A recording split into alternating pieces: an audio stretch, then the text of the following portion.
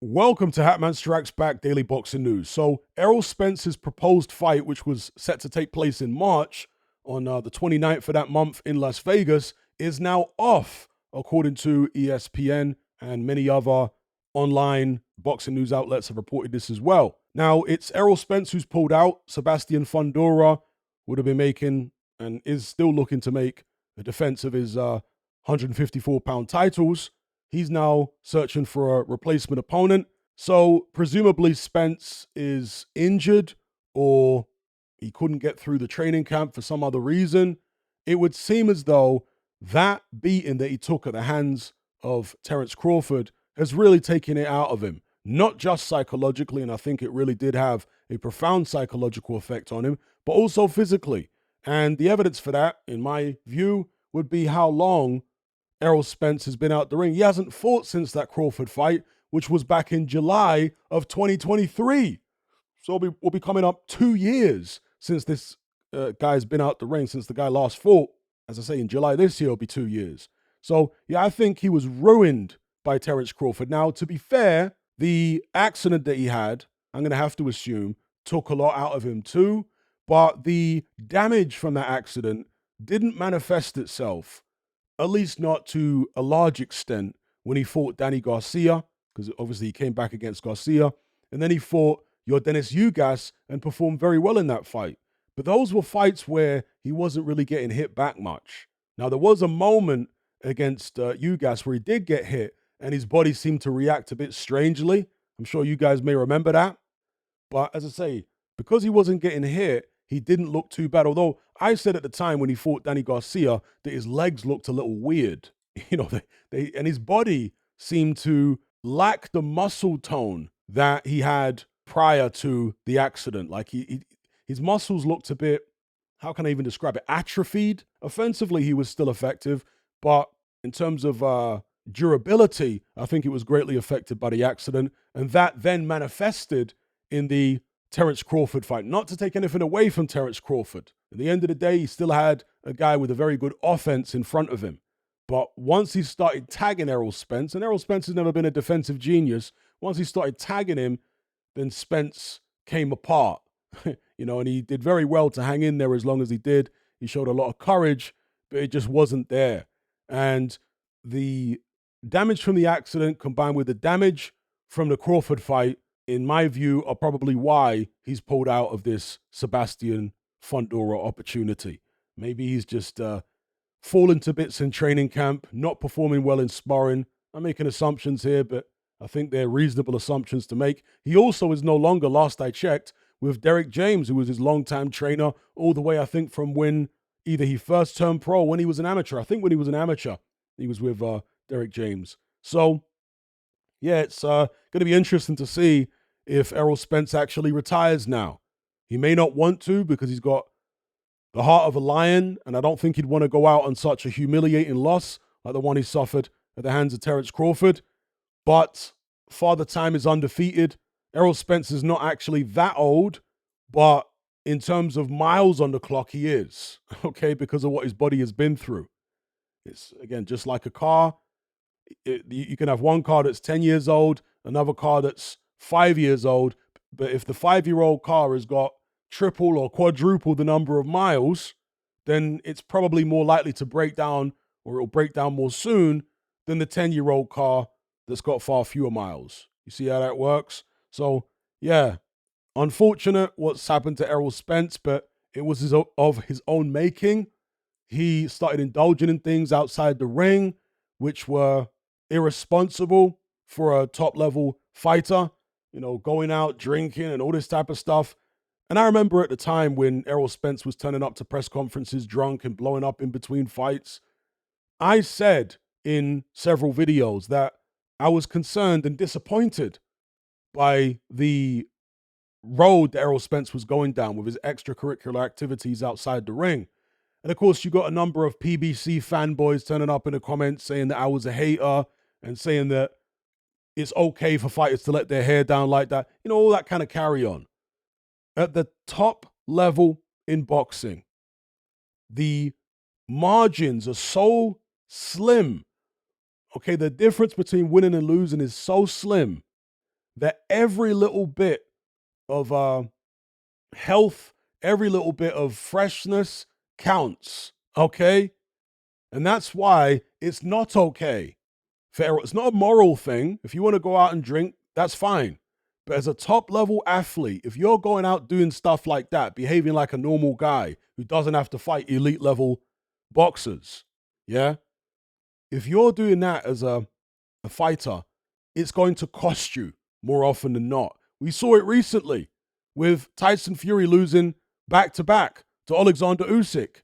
You got one guy in Fury who, again, like Spence, indulges outside the ring and drinks and overeats and piles on loads of weight. And you got a guy in Alexander Usyk who's like a monk. All right. And he's the smaller, older guy, but that clean living helped him as far as longevity. Yeah. Tyson Fury's not what used to be, neither is Usyk, but Usyk's slightly more well preserved because he lives the life. So he was able to overcome the younger, bigger guy. So, yeah, with Errol Spence, it should be a cautionary tale to these young fighters. You can't have your cake and eat it. You're either going to be a top level professional athlete or you're going to try and live like a normal guy in his 20s. Which is it? Because you're not going to have the longevity if you try to live like a normal guy. You're just not.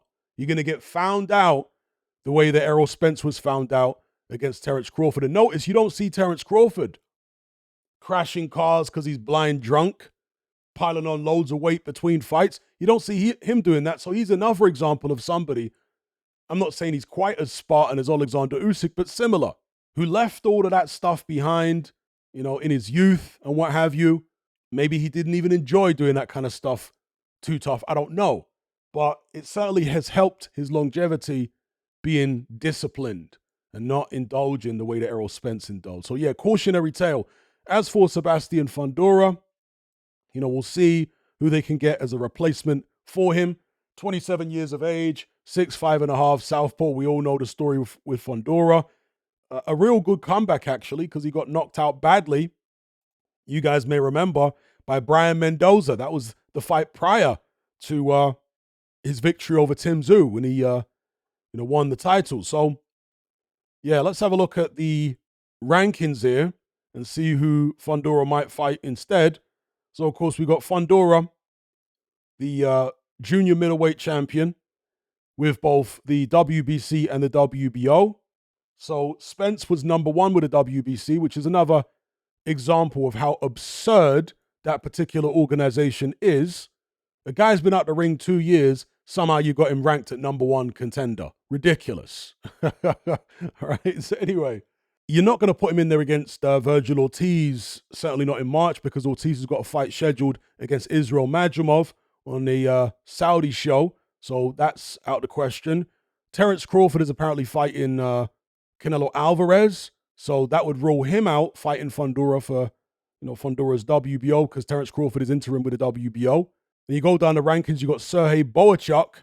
Boachuk was scheduled to fight Madrimov, but the time frame didn't seem realistic because he would have been fighting Madrimov in December, and then Madrimov was supposed to fight Ortiz, very shortly after that.